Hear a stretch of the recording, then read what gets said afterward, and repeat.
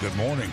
Up and down the coast, from the beaches to the valleys, your morning news starts right now.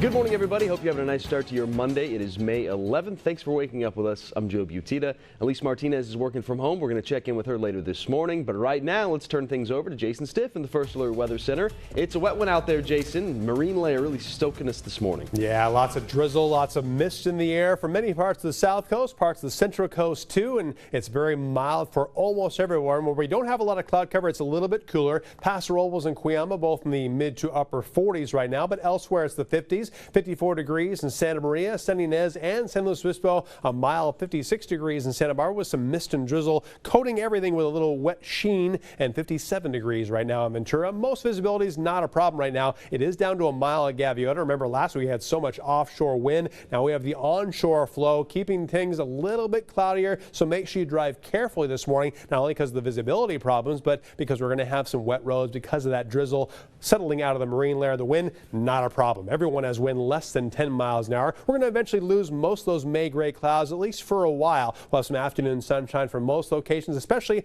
around San Ynez as well as Paso Robles, and eventually we'll start clearing our coastal valleys too. We'll have some breaks in the overcast around the south coast. The temperatures are going to be quite mild today. It's going to take a while to warm up for Santa Maria, below average, but very comfortable for us by the middle of the afternoon. How about only mid 60s? But we have many different kinds of changes coming to our weather over the next 7 days. I'll let you know what they are coming up in just a few minutes. All right, Jason, thank you. We'll check back in with you in a little bit. There are now more than 1.3 million coronavirus cases in the United States, and as more states are reopening, it appears to be escalating, at least in one key metric. Here's John Lawrence.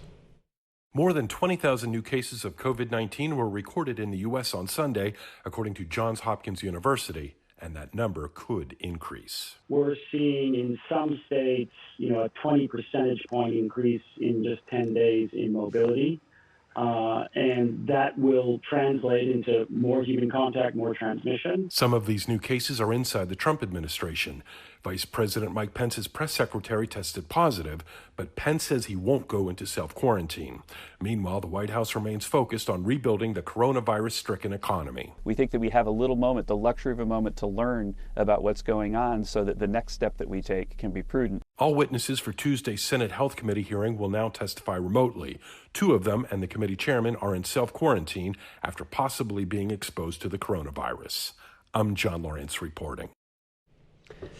Take you around the world now. Mainland China reporting just 17 new cases of coronavirus, but there's one northern city where they're a little worried about this. There's 5 cases in Wuhan, which was the epicenter of the outbreak, but 11 of the new cases